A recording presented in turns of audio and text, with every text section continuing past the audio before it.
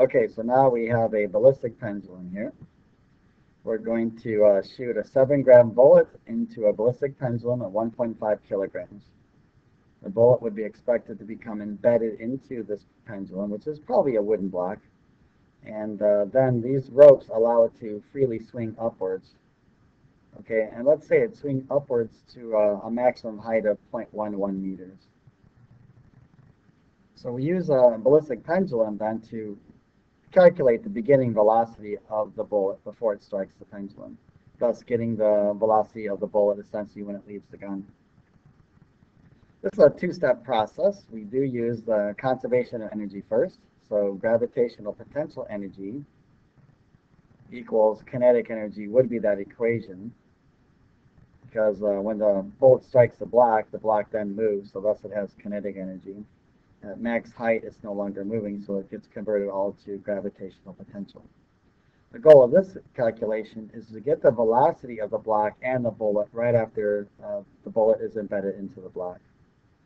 So we then just go mass times 9.8 times the max height of 0.11 equals 1/2 mv squared. Because no thermal energy is involved in this, we will assume there is no thermal energy. We can just cross out the masses. Okay, and then we get a velocity then of 1.47 meters per second.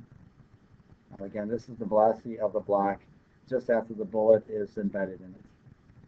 Okay, we then go to calculate the second half of this. The equation for the momentum part of this is a typical inelastic collision. So we have m1v1 plus m2v2 is equal to m1 plus m2 multiplied by v. Now the v, of course, is the common velocity that both masses have since they are indeed together. And we've already solved for this velocity here, 1.47 meters per second. We'll let m1 then be for the bullet and m2 be for the block.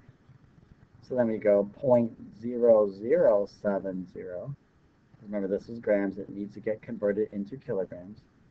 Okay, and we'll multiply that by v1 plus 1.5 times 0. We will assume that the block is not moving prior to the collision, equals sum of both masses, 0.0070 plus 1.5, and now we'll multiply that by the 1.47 meters per second.